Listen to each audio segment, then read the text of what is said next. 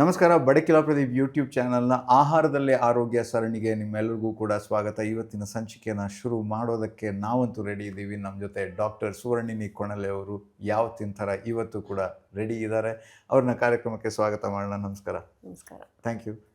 ಮೊದಲಿಗೆ ಎಂದಿನಂತೆ ಸೊ ಈಗ ನಾವು ಆಹಾರದ ವಿಚಾರದ ಬಗ್ಗೆ ಮಾತಾಡೋದಾದರೆ, ಆಹಾರವನ್ನು ಬಿಸಿ ಮಾಡೋದ್ರಲ್ಲೂ ತುಂಬಾ ಪ್ರಾಮುಖ್ಯತೆ ಇದೆ, ಅದಕ್ಕೆ ತುಂಬ ಇಂಪಾರ್ಟೆನ್ಸ್ ಇದೆ ಅನ್ನೋದನ್ನು ನಾನು ಕೇಳಿದ್ದೀನಿ. ಸೊ ಯಾವುದೇ ಆಹಾರವನ್ನು ಎಷ್ಟು ಬಿಸಿ ಮಾಡಬೇಕು ಅಥವಾ ಎಷ್ಟು ಬೇಯಿಸಬೇಕು, ಮತ್ತು ಒಂದ್ಸತಿ ನಾವು ತಯಾರು ಮಾಡಿದ ಆಹಾರನ ಮತ್ತೆ ಇದು ಮಾಡುವಾಗ ಎಷ್ಟು ಬಿಸಿ ಮಾಡಬೇಕು, ಹೇಗೆ ಅಂತ. ಆಹಾರವನ್ನು ನಾವು ಬೇಯಿಸ್ಕೊಂಡು ತಿನ್ನುವಂಥ ಎಲ್ಲ ಆಹಾರವನ್ನು ಮತ್ತೆ ಮತ್ತೆ ಬೇಯಿಸಬಾರ್ದು.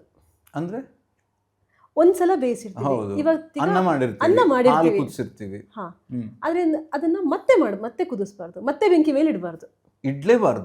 ಮತ್ತೆ ಬಿಸಿ ಮಾಡಿ ಊಟ ಮಾಡಬೇಕು ಅಂದ್ರೆ ಆಹಾರವನ್ನ ಬಿಸಿಯಾಗಿ ತಿನ್ಬೇಕು, ಮತ್ತೆ ಮತ್ತೆ ಮತ್ತೆ ಬಿಸಿ ಮಾಡಿ ತಿನ್ಬಾರ್ದು.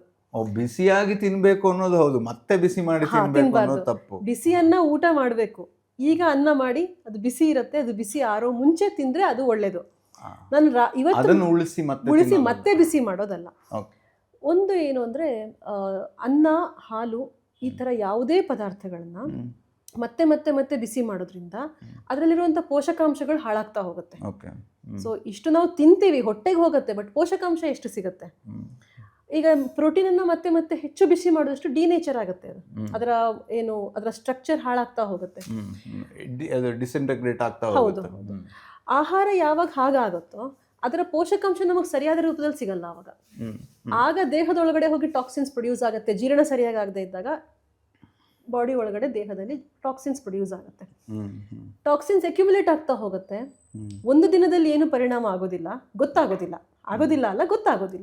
ದೀರ್ಘಕಾಲದಲ್ಲಿ ಏನೋ ಒಂದು ಸಮಸ್ಯೆ ಬರುತ್ತೆ.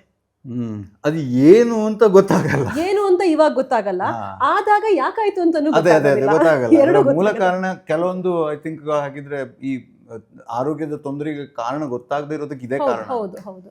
ಯಾಕೆಂದ್ರೆ ಈಗ ಯಾರೋ ಒಬ್ಬ ವ್ಯಕ್ತಿಗೆ 35-40ನೇ ವಯಸ್ಸಿನಲ್ಲಿ ಏನೋ ಒಂದು ಡಯಾಬಿಟಿಸ್ ಫಾರ್ ಎಕ್ಸಾಂಪಲ್ ಬಂತು ಅಂತ ಅಂದಾಗ, ಆ ವ್ಯಕ್ತಿ ತುಂಬಾ ಜನ ನಾನು ಹೇಳೋದು ಕೇಳಿದ್ದೀನಿ, ನನ್ನ ಲೈಫ್ ಸ್ಟೈಲ್ ತುಂಬಾ ಚೆನ್ನಾಗಿದೆ ಡಾಕ್ಟ್ರೆ, ನಾನು ಎಕ್ಸರ್ಸೈಸ್ ಮಾಡ್ತೀನಿ, ಮನೇಲೇ ಊಟ ಮಾಡ್ತೀನಿ, ಹೆಲ್ದಿ ಫುಡ್ ತಿಂತೀನಿ, ಹೊರಗಡೆ ತಿನ್ನೋದೇ ಇಲ್ಲ ಅಂತ.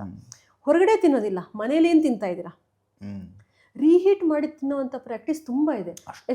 ಆ ಲೆವೆಲ್ಗೆ ರಿಸ್ಕಿ. ಹೌದು, ಬಟ್ ಅದು ಗೊತ್ತಾಗದೇ ಇರೋದು ಇನ್ನೂ ರಿಸ್ಕ್. ಎಸ್ಪೆಷಲಿ ಮಹಿಳೆಯರು ಹಿಂದಿನ ದಿನದ ಆಹಾರವನ್ನ ಮತ್ತೆ ಬಿಸಿ ಮಾಡಿ ತಿನ್ನೋದು ಜಾಸ್ತಿ. ಎಸೆಯೋದು ಯಾಕೆ ಅಂತ ಅಂಥವ್ರಿಗೆ ನಾನು ಹೇಳ್ತೀನಿ, ನೀವು ಡಸ್ಟ್ ಬಿನ್ನಿಗೆ ಹಾಕೋದು is much better than putting it into your tummy dust bin. S.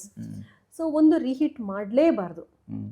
ಕೆಲವೊಂದು ಪದಾರ್ಥವನ್ನ ಅಕಸ್ಮಾತ್ ಈಗ ಅನ್ನ ತಣದು ಹೋಗಿದೆ, ಬಿಸಿ ಬೇಕು ರಾತ್ರಿಗೆ, ನನಗೆ ಇನ್ನೊಂದ್ಸಲ ಮಾಡೋದಕ್ಕೆ ಟೈಮ್ ಇಲ್ವೋ, ಏನೋ ಒಂದು ಹಲವಾರು ಕಾರಣಗಳಿರುತ್ತೆ. ಆಗ್ಬೇಕಾದ್ರೆ ಫ್ರೆಶ್ ಆಗಿ ಸಾರು ಮಾಡ್ಕೊಳ್ಳಿ. ಇಲ್ಲ ಸಾರಿದೆ, ಸಾರನ್ನ ಇದು ಬೇಳೆಕಾಳು ಹಾಕಿದ್ರೆ ಮತ್ತೆ ಬಿಸಿ ಮಾಡಿದ್ರೆ ಪ್ರೋಟೀನ್ ಹಾಳಾಗುತ್ತೆ. So you cannot reheat it. ಬೇಳೆ ಇಲ್ಲದೆ ಇರೋವಂಥ ಸಾರು ಅಂದರೆ ಒಂದು ಸ್ವಲ್ಪ ಬೆಚ್ಚಗೆ ಕುದಿಸೋದಲ್ಲ, ಬೆಚ್ಚಗೆ ಮಾಡ್ಕೊಳ್ಳೋ ಅಂಥದ್ದು. ನಾವು ಮತ್ತೆ ಕುದಿಸ್ತೀವಿ. ಹೌದು, ಅದು ಇನ್ನಷ್ಟು ಬಾಳಿಕೆ ಬರಲಿ. ಹೌದೌದು. ರಾತ್ರಿ ಉಳಿದಿರೋ ಸಾಂಬಾರನ್ನ ಕುದಿಸಿ ಇಡ್ತಾರೆ, ನಾಳೆಗೆ ಬರುತ್ತೆ ಅಂತ. ಹೌದು. ಸೊ ಅದು ಬರೀ ಇಡೋದು ಮಾತ್ರ, ಅದರ ಸಾರ ಎಲ್ಲ ಹೋಗಿರುತ್ತೆ. ನಾವು ಅದನ್ನ ತಿನ್ನೋದು ಒಂದೇ, ಮಣ್ಣು ತಿನ್ನೋದು ಒಂದೇ ಅಷ್ಟೇ. ಅದು ಇನ್ನೊಂದು ಫ್ರಿಜ್ ಅಲ್ಲಿ ಇಡ್ತೀವಿ, ಉಳಿದಿರೋದನ್ನ ಇಡೋದು ಬೇರೆ. ಒಂದು ವಾರಕ್ಕೆ ಅಂತಾನೆ ಮಾಡಿಡ್ತೀವಿ. ಹಲವಾರು ಕಾರಣಗಳಿರ್ಬೋದು, ಅವರವರ ಅನಿವಾರ್ಯತೆ ಅಂತ. ಬಟ್ ಅದರಿಂದ ಆರೋಗ್ಯ ಹಾಳಾಗ್ತಿರತ್ತೆ. ಅದರ ಬದಲು ಈಗ ತುಂಬಾ ಜನ ಏನ್ ಮಾಡ್ತಾರೆ ಅಂದ್ರೆ ಮೀಲ್ ಪ್ರೆಪ್ ಅಂತ, ವಾರಕ್ಕೊಂದು ದಿನ ತರಕಾರಿ ಇದು ಎಲ್ಲ ಹೆಚ್ಚಿಟ್ಕೊಂಡು ಬಿಡೋದು, ಎಲ್ಲ ರೆಡಿ ಇಟ್ಕೊಳ್ಳೋದು. ಆ ದಿವಸ ಬರೀ ಎಲ್ಲ ಬೇಯಿಸೋದು ಅಷ್ಟೇ, ಒಂದು 1/4 ಗಂಟೆ ಅರ್ಧ ಗಂಟೆಲಿ ಮುಗಿಯುವಂಥದ್ದು.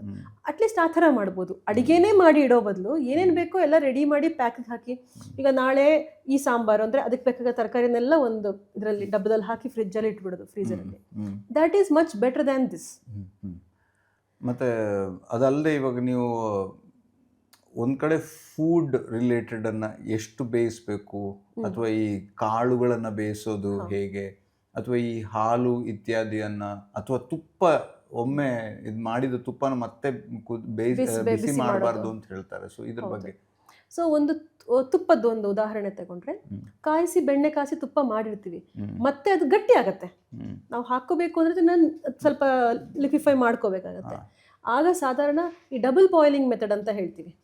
ಬಿಸಿ ನೀರು ಅದ್ರ ಮೇಲೆ ಒಂದು ಪಾತ್ರೆಯಲ್ಲಿ ಇಡೋ ಅಂಥದ್ದು, ನೇರವಾಗಿ ಬೆಂಕಿಯಲ್ಲಿ ಇಡೋ ಬದಲು ಈ ತರ ಮಾಡ್ಕೋಬಹುದು. ತುಪ್ಪಕ್ಕೆ ಅಥವಾ ಎಣ್ಣೆ, ಹಾಲನ್ನ ಮತ್ತೆ ಕುದಿಸದೇ ಇರೋದು ಒಳ್ಳೇದು. ಬಿಸಿ ನಾನು ಸಹ ಸಾಧಾರಣವಾಗಿ ವಾಟ್ ಐ ಸಜೆಸ್ಟ್ ಇಸ್, ಎಷ್ಟು ಬೇಕೋ ಅಷ್ಟು ಹಾಲನ್ನ ಕಾಯಿಸ್ಕೊಳ್ಳಿ. ಬೆಳಿಗ್ಗೆ ಈಗ 2 ಲೀಟರ್ ಕಾಸಿಟ್ಕೊಳ್ಳೋದು ಯಾಕೆ, ಹಾಗೆ ಇಟ್ಟಿರಿ, ಸುಲಭ ಆಗತ್ತೆ, ಆರೋಗ್ಯ ಹಾಳಾಗತ್ತೆ. ನಾವೀ ಸುಲಭ ಆಗತ್ತೆ ಅನ್ನೋ ಇದರಲ್ಲಿ ಆರೋಗ್ಯ ಹಾಳು ಮಾಡ್ಕೋತಿರ್ತೀವಿ. 1/2 ಲೀಟರ್ ಹಾಲು ಬಿಸಿ ಕಾಯಿಸ್ಕೊಳ್ಳಿ, ಅದು ಖಾಲಿ ಆದ್ಮೇಲೆ ಮತ್ತೆ ಇನ್ನೊಂದ್ಸಲ ಕಾಯಿಸ್ಕೊಳ್ಳಿ ಬೇಕಾದ್ರೆ. ಇದಕ್ಕೆಲ್ಲ ಹೆಚ್ಚು ಸಮಯ ತಗೊಳ್ಳಲ್ಲ. ಹಾಲು ಕಾಯಿಸಕ್ಕೆ 5 ನಿಮಿಷ ಸಾಕು. ಆದ್ರೂ ಉದಾಸೀನ. ನಮಗೆ ಯಾಕೆ ಅಂದ್ರೆ ನಮಗೆ ನಮ್ಮ ಆರೋಗ್ಯದ ಇಂಪಾರ್ಟೆನ್ಸ್ ಗೊತ್ತಿಲ್ಲ. ಆರೋಗ್ಯ 1 ವಾರ ಮಲಗಿದ ಸ್ಥಿತಿ ಬರೋವಲ್ಲಿವರೆಗೂ ನಮಗೆ ಆರೋಗ್ಯದ ಇಂಪಾರ್ಟೆನ್ಸ್ ಗೊತ್ತಾಗಲ್ಲ ಅಲ್ವಾ? ಹಾಗಾಗಿ ನಾವು ಇದನ್ನೆಲ್ಲ ಮಾಡ್ತಾ ಇರ್ತೀವಿ. ಈ ಕಾಳುಗಳ ಬಗ್ಗೆ ಕಾಳುಗಳನ್ನ ಸಾಮಾನ್ಯವಾಗಿ ಈಗ ಏನಾಗಿದೆ ಅಂದ್ರೆ, ಕಾಳುಗಳು ತಿನ್ಬೇಕು, ಪ್ರೋಟೀನ್ ಬೇಕು, ಎಸ್ಪೆಷಲಿ ಮೊಳಕೆ ಬರಿಸಿ ತಿಂದ್ರೆ ಒಳ್ಳೆಯದು ಅಂತ. ಕಾಳುಗಳು ಬೇಕು ಖಂಡಿತ, ಅದರಲ್ಲಿ ಕಾಳುಗಳು ಬೇಡ ಅನ್ನೋ ಮಾತೇ ಇಲ್ಲ. ಆದ್ರೆ ಬೇಯಿಸ್ಕೊಂಡು ತಿನ್ಬೇಕು. 2 ಕಾರಣಕ್ಕೆ. ಒಂದು, ಹಸಿ ತಿಂದಾಗ ಅದನ್ನ ನೀರಲ್ಲಿ ನೆನೆಸಿರ್ತೀವಿ, ಬ್ಯಾಕ್ಟೀರಿಯಲ್ ಗ್ರೋತ್ ಆಗಿರುತ್ತೆ, ಇದೆಲ್ಲ ಒಂದು ಕಾರಣ ಆಯ್ತು. ಇನ್ನೊಂದು, ನಾವು ಜೀರ್ಣ ಮಾಡ್ಕೊಳ್ಳೋ ಸಾಮರ್ಥ್ಯ ಇಲ್ಲ ನಮಗೆ ಹಸಿಯನ್ನ ಅಷ್ಟಾಗಿ. ಮನುಷ್ಯರಲ್ಲಿ ಎನ್ಸೈಮ್ ಇಲ್ಲ ಹಸಿ ತರಕಾರಿ, ಹಸಿ ಕಾಳುಗಳನ್ನ ಜೀರ್ಣ ಮಾಡ್ಕೊಳ್ಳೋ ಅಂಥದ್ದು. ನಾವು ಅದನ್ನ ಚೆನ್ನಾಗಿ ಪೇಸ್ಟ್ ಮಾಡಿಕೊಂಡು ಅಥವಾ ಅದನ್ನ ಚೆನ್ನಾಗಿ ಬೇಯಿಸ್ಕೊಂಡು ತಿಂದ್ರೆ ಮಾತ್ರ ನಮ್ಗೆ ಜೀರ್ಣ ಆಗೋದು. Better is cook it. ಅದನ್ನ ಒಂದು ಸ್ವಲ್ಪ ನೀರು ಹಾಕ್ಕೊಂಡು ಬೇಯಿಸ್ಕೋಬೇಕು. ಅಂದ್ರೆ ಅದರ ಮೇನ್ ನ್ಯೂಟ್ರಿಯೆಂಟ್ಸ್ ಅನ್ನ ರಿಟೈನ್ ಮಾಡುವಷ್ಟು ಅದು ಎಷ್ಟು ಅಂತ ಅದಕ್ಕೆ ಪ್ರಮಾಣ ಇದೆಯಾ?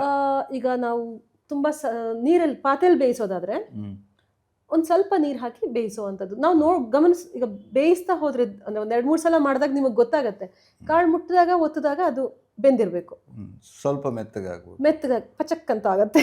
ಹೌದು ಅಲ್ವಾ? ಅಷ್ಟಾಗಬೇಕು. ಹಾಗಂತ ಪೂರ್ತಿ ಏನು ಹಿಟ್ಟು ತರ ಆಗೋಗೋದಲ್ಲ. ಕಾಳುಗಳು ಸೆಪರೇಟ್ ಇರಬೇಕು, ಬಟ್ ಒತ್ತಿದಾಗ ಪ್ರೆಸ್ ಆಗ್ಬೇಕು ಅಷ್ಟೇ. ಅಷ್ಟಾಗಬಹುದು. ಅಂದ್ರೆ ಕೆಲವರು ಏನ್ ಹೇಳ್ತಾರೆ ಅಂತಂದ್ರೆ, ಈಗ ಒಂದ್ ವೇಳೆ ಹಸಿರಿನ ಕಾಳಿತ್ತು ಅಂತಂದ್ರೆ ಅದ್ರ ಬಣ್ಣ ಪೂರ್ತಿ ಬದಲಾಗಬಾರ್ದು, ಅದು ಕಂದು ಬಣ್ಣಕ್ಕೆ ತಿರುಗಬಾರ್ದು. ಬೇಯಿಸಿದಾಗ ಬಣ್ಣ ಬದಲಾಗೇ ಆಗುತ್ತೆ. ಸ್ವಲ್ಪ ಬೇಕು ಹಾಗೆ. ಹೌದು, ಸ್ವಲ್ಪ ಬಣ್ಣ ಬದಲಾಗೇ ಆಗುತ್ತೆ. ಅಲ್ಲ, ಅಷ್ಟು ಬೆಂದ್ರೆ ಎಲ್ಲ ನ್ಯೂಟ್ರಿಯೆಂಟ್ಸ್ ಹೋಗುತ್ತೆ ಅಂತ ಹೇಳ್ತಾರೆ. ಸ್ವಲ್ಪ ನ್ಯೂಟ್ರಿಯೆಂಟ್ಸ್ ಹೋಗುತ್ತೆ, ಏನು ಮಾಡಕ್ಕಾಗಲ್ಲ. ಆದ್ರೆ ನೀವು ಹಸಿ ತಿಂದ್ರೆ ಉಳಿದಿರೋದು ಸಿಗೋದಿಲ್ಲ. ಅಂದ್ರೆ ನ್ಯೂಟ್ರಿಯೆಂಟ್ಸ್ ಜೀರ್ಣ ಮಾಡ್ಕೊಳ್ಳೋಕೆ ಸಾಮರ್ಥ್ಯ ಇರಬೇಕಲ್ಲ ನಮಗೆ.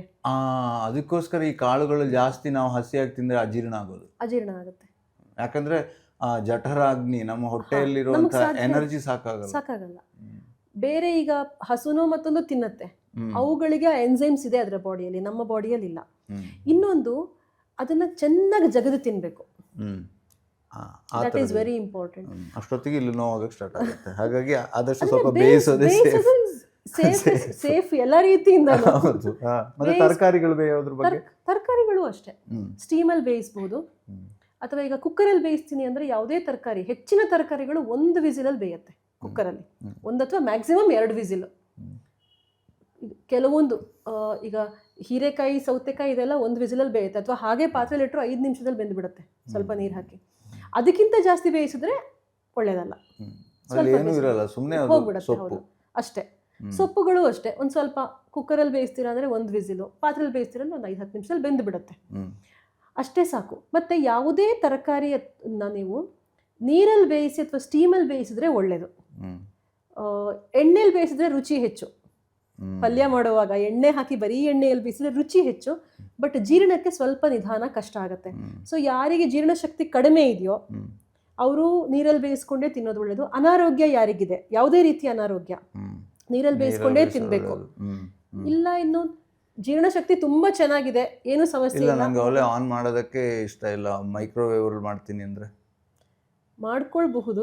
ಮೈಕ್ರೋವೇವ್ ನೀವು ಪೂರ್ತಿ ವಿರೋಧ ಅಂತ ಅಲ್ಲ, ಬಟ್ ನೀವು ಯಾವ ಪಾತ್ರೆಯಲ್ಲಿ ಇಡ್ತೀರಾ, ಯಾವ ಪಾತ್ರೆಯಲ್ಲಿ ಇಡ್ತೀರಾ, ಎಷ್ಟು ಹೊತ್ತು ಇಡ್ತೀರಾ, all those things matter. But preferably ಬೆಂಕಿಯ ಮೇಲೆ ಮಾಡುವಂಥ ಅಡಿಗೆ ಇಸ್ ಮಚ್ ಬೆಟರ್. ಆಮೇಲೆ ಇನ್ನೂ ತುಂಬಾ ವಿಷಯಗಳಿದೆ, ನೀವು ಯಾವ ಪಾತ್ರೆಯಲ್ಲಿ ಬೇಯಿಸ್ತೀರಾ ಅದೆಲ್ಲ ಬೇಕಾದ್ರೆ ತುಂಬಾ ವಿಷಯಗಳು ಬರುತ್ತೆ. ಸೊ ಒಟ್ಟು ನೀವು ಬೇಯಿಸಿ ತಿನ್ನೋದು ಈಸ್ ಆಲ್ವೇಸ್ ಗುಡ್. ಒಂದೇ ಸಲ ಬೇಯಿಸ್ಕೊಂಡು ತಿನ್ನಬೇಕು, ಮತ್ತೆ ಮತ್ತೆ ಬೇಯಿಸಬಾರ್ದು. ಅಕಸ್ಮಾತ್ ಮತ್ತೆ ಬಿಸಿ ಮಾಡ್ತೀರಾ ಅಂದರೆ ಸ್ವಲ್ಪ ಡಬಲ್ ಬಾಯ್ಲಿಂಗ್ ಮೆಥಡ್, ಕೆಳಗೆ ನೀರಿಟ್ಟು ಅದ್ರ ಮೇಲೆ ಬೆಚ್ಚಗೆ ಮಾಡ್ಕೊಳ್ಳಿ ಅಷ್ಟೇ, ಕುದಿಸಕ್ಕೆ ಹೋಗಬೇಡಿ, ಕುದಿಸ್ಬಾರ್ದು. ಹಾಲು ಕೂಡ ಅಷ್ಟೇ. ಮತ್ತು ಇನ್ನು ಒಂದೇನು ಅಂದರೆ ರೆಡಿ ಟು ಈಟ್ ಫುಡ್ಗಳ ತಂದು ಅದು ಆಲ್ರೆಡಿ ಬೇಯಿಸಿರ್ತಾರೆ, ನಾವು ಮತ್ತೆ ತಿಂತೀವಿ. ಯಾಕೆ ಇದೇ ಪಾಯಿಂಟಿಗೆ ಬಂದರೆ ಹೆಂಗಿದ್ರು ನಮ್ಗೆ ಅಭ್ಯಾಸ ಆಗಿದೆ, ದೊಡ್ಡ ವಿಷಯ ಅದು ಆಲ್ರೆಡಿ ಕುಕ್ ಆಗಿದೆ ಇವಾಗ. ಹೌದು. ಸೊ ಇದು ಲಾಂಗ್ ಟರ್ಮಲ್ಲಿ ಆರೋಗ್ಯವನ್ನು ಹಾಳು ಮಾಡ್ತಾ ಹೋಗುತ್ತೆ.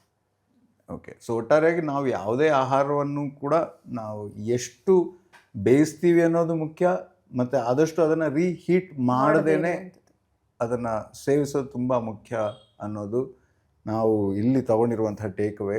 ಸೊ ನಾವು ಮುಂದಿನ ಸಂಚಿಕೆಯಲ್ಲಿ ಇನ್ನೊಂದು ಇದೇ ಥರದ ವಿಚಾರದ ಬಗ್ಗೆ ಮಾತಾಡೋದಕ್ಕಿದ್ದೀವಿ. ಇವತ್ತಿನ ಈ ಸಂಚಿಕೆಯಿಂದ ನಿಮ್ಮೆಲ್ಲರಿಗೂ ಕೂಡ ಒಂದಿಷ್ಟು ವಿಚಾರಗಳು ಗೊತ್ತಾಗಿದೆ. ಇದನ್ನು ನಾವೆಲ್ಲರೂ ನಮ್ಮ ಲೈಫ್ನಲ್ಲಿ ಅಳವಡಿಸ್ಕೊಳ್ಳೋಣ ಅಂತ ಹೇಳ್ತಾ ಈ ಸಂಚಿಕೆಯನ್ನು ಮುಗಿಸೋಣ.